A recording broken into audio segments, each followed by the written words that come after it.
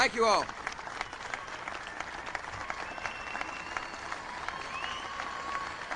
Thank you all very much. Thank you all. Mr. Mayor, thank you very much. I appreciate so much your hospitality. Laura and I are honored to be here in Philadelphia. It's the perfect place to celebrate our nation's birthday.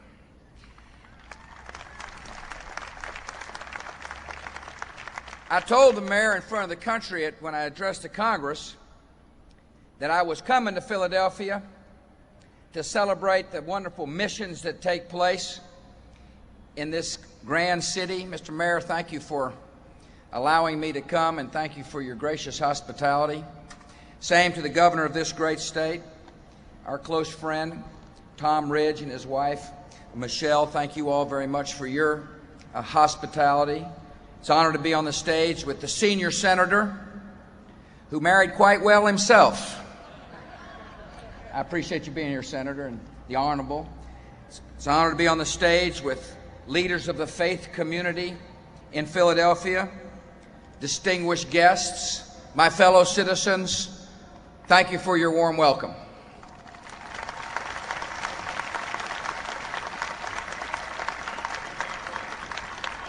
And thank you, Mr. Mayor, for your lovely gift. Laura and I will make a special place for it at the White House. Today, we celebrate American independence in the place of America's birth, close to a symbol of American liberty. As millions know, to see the Liberty Bell is a moving experience. In America, we set aside certain places and treasures like this to protect them from the passing of the years. We grant them special care to mark a moment in time. Here in Philadelphia, these markers are all around us, reminders of our history. This is a dynamic and modern city. Yet if the founders themselves were here, they would know the place. Benjamin Franklin and his wife could still find their way from here to the corner where they first saw each other at Market and Fourth.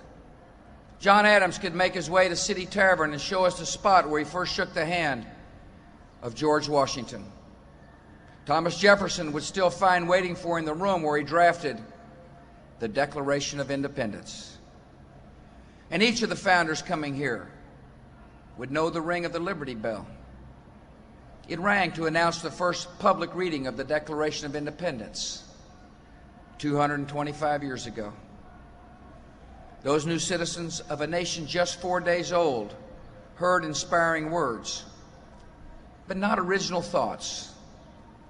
Our founders considered themselves heirs to principles that were timeless and truths that were self-evident. When Jefferson sat down to write, he was trying, he said, to place before mankind the common sense of the subject. The common sense of the subject was that we should be free. And though great evils would linger, the world would never be the same after July 4th, 1776. A wonderful country was born, and a revolutionary idea sent forth to all mankind. Freedom, not by the good graces of government, but as the birthright of every individual. Equality, not as a theory of philosophers, but by the design of our Creator. Natural rights, not for the few, not even for a fortunate many, but for all people, in all places, in all times. The world still echoes with the ideals of America's Declaration. Our ideals have been accepted in many countries and bitterly opposed by tyrants. They are the mighty rock on which we have built our nation. They are the hope of all who are oppressed. They are the standard to which we hold others and the standard by which we measure ourselves. Our greatest achievements have come when we have lived up to these ideals. Our greatest tragedies have come when we have failed to uphold them. When Abraham Lincoln wondered whether civil war was preferable to permanent slavery, he knew where to seek guidance. Speaking at Independence Hall, he said, "I have never had a feeling politically that did not spring from the sentiments embodied in the Declaration of Independence." The Declaration, Lincoln said, gave promise that in due time the weight would be lifted from the shoulders of all men, and all should have an equal chance. From the ideals in the Declaration came the laws in the Constitution, including the free exercise of religion. The Liberty Bell was originally cast to mark the 50th anniversary of William Penn's Charter of Privileges, the first guarantee of religious freedom in this Commonwealth. Now, exactly 3 centuries after William Penn's charter, the founders would be pleased to see that we have respected this right of the people and the limitation on the government. They knew what dangers can follow when government either dictates or frustrates the exercise of religion. Our founders would also be pleased to walk these streets again and to find, amid the problems of modern life, a familiar American spirit of faith and good works. They would see the signs of poverty and want, but also acts of great kindness and charity.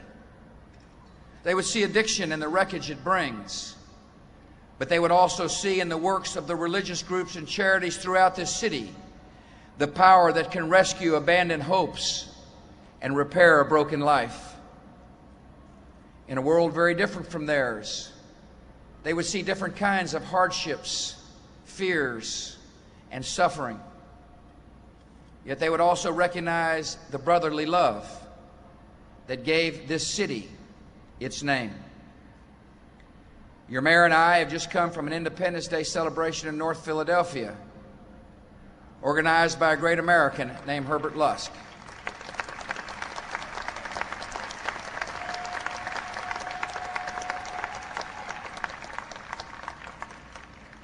Herb first came to prominence as an athlete. Today, he is pastor of Greater Exodus Baptist Church.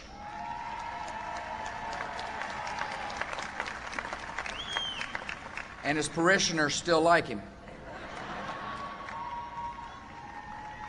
Herb's church is one of the hundreds of churches and synagogues and mosques in this city where worship of the Almighty is expressed in service to neighbors in need.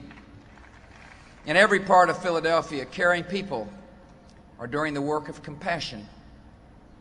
They teach boys and girls to read, as in a program called Youth Education for Tomorrow, where more than 20 faith-based literacy centers are producing great results for your city's children. At the Jesus School in North Philadelphia, little Anisha Graham came a year ago, not knowing any letters of the alphabet. Today, at age 7, she reads at the 4th grade level.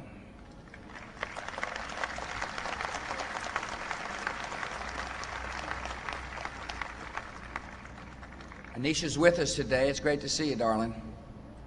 Thank you for coming.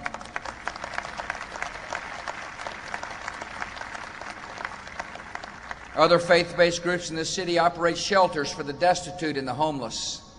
They bring kindness and understanding to young women facing domestic violence or crisis pregnancies. They give time and attention to the children of prisoners. These are the kind of citizens every society needs. Citizens who speak for the voiceless and feed the hungry and protect the weak and comfort the afflicted. America's founding documents give us religious liberty in principle. These Americans show us religious liberty in action. Religious liberty is more than the right to believe in God's love. It is the right to be an instrument of God's love.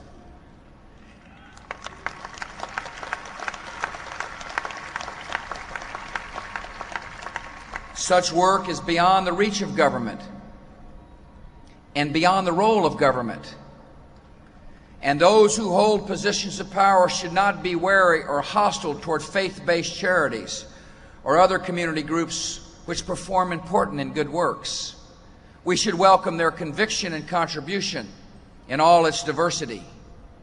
So today I call on the United States Congress to pass laws promoting and encouraging faith-based and community groups in their important public work, and to never discriminate against them.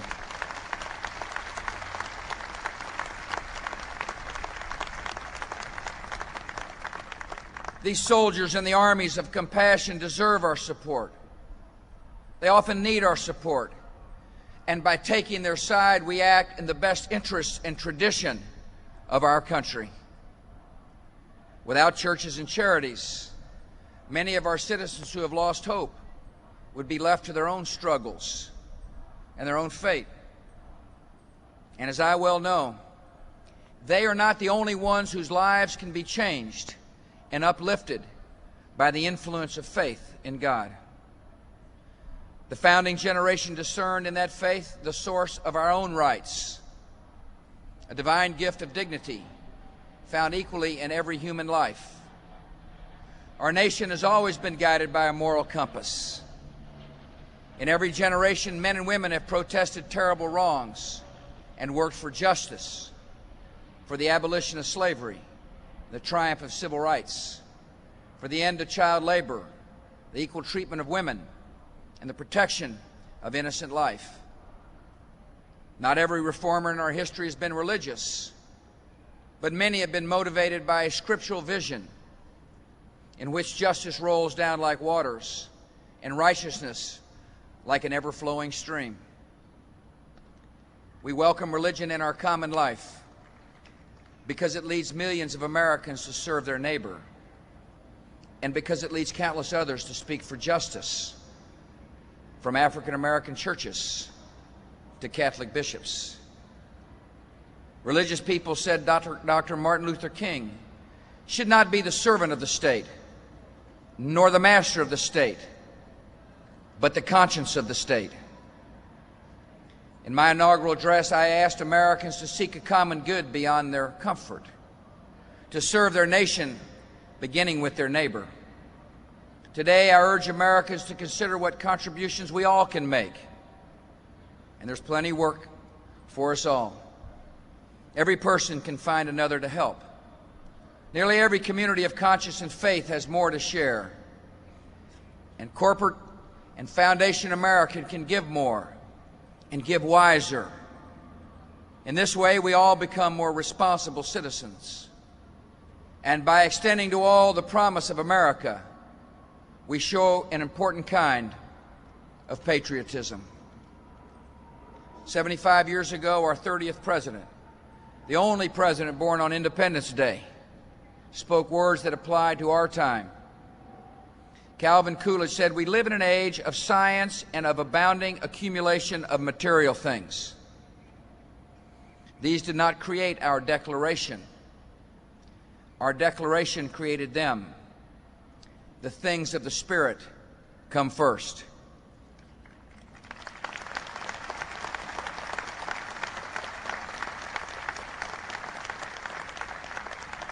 On this 4th of July, 2001, a great anniversary of our nation's birth and a great anniversary of religious liberty, we remember the ideals of America and the things of the Spirit that sustain them. The Liberty Bell has been mostly silent for 2 centuries, and during the Revolution it was unseen, hidden under the floorboards of a church in Allentown. Yet even in silence, it has always borne one message, cast for the ages with the words of the Old Testament. Proclaim liberty throughout all the land unto all the inhabitants thereof. In this place of history, we honor the first generation of Americans who followed those words. And we give thanks to the God who watched over our country then and who watches to this very day. Thank you all, and may God bless America.